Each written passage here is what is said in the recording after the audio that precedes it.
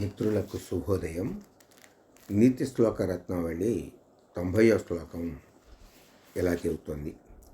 సంతయేవ సతాం నిత్యం ఆపదుద్ధరణ క్షమాః గజానాం పంకమగ్నానాం గజాయేవ దురంధరాః. బియ్యానికైనా కయ్యానికైనా సమౌజ్జీ కావాలి అని. స్నేహానికి కూడా అదే అంటాం మనం. సమానశీలవు వ్యసనేషు సఖ్య అన్నాడు మహాకవి. రాళ్ళన్నీ ఒకచోటకి, రత్నాలన్నీ ఒకచోటకి చేరుతూ ఉంటాయిట. అలాగే ఎవరైనా ఉత్తములు కష్టాల్లో ఉన్నట్టయితే వాళ్ళని ఉద్ధరించటానికి ఉత్తములే కావాలి, వాళ్ళే సమర్థులు.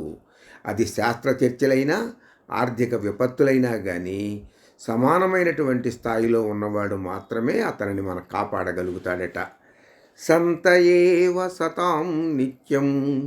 సతాం ఉత్తములకు, నిత్యం ఎల్లప్పుడూ కూడా, సంతః ఏవా ఉత్తములైనటువంటి వారే ఆపదుద్ధరణ క్షమాః ఆపత్తు నుండి ఉద్ధరించటానికి సమర్థులవుతూ ఉంటారు.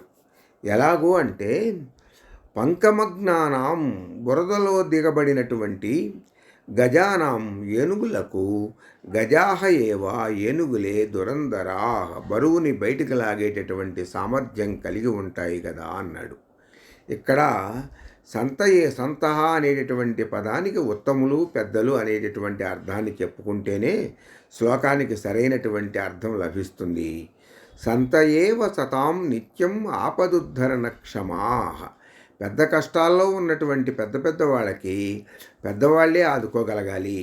ఎలాగూ అంటే ఏనుగుని లాగటానికి ఏనుగే కావాలి, కానీ సామాన్యమైనటువంటి జంతువులు చాలవు కదా అని ఇక్కడ ఉపమానాన్ని సమర్థవంతంగానే నిర్వహించాడు కవి. స్వస్తి.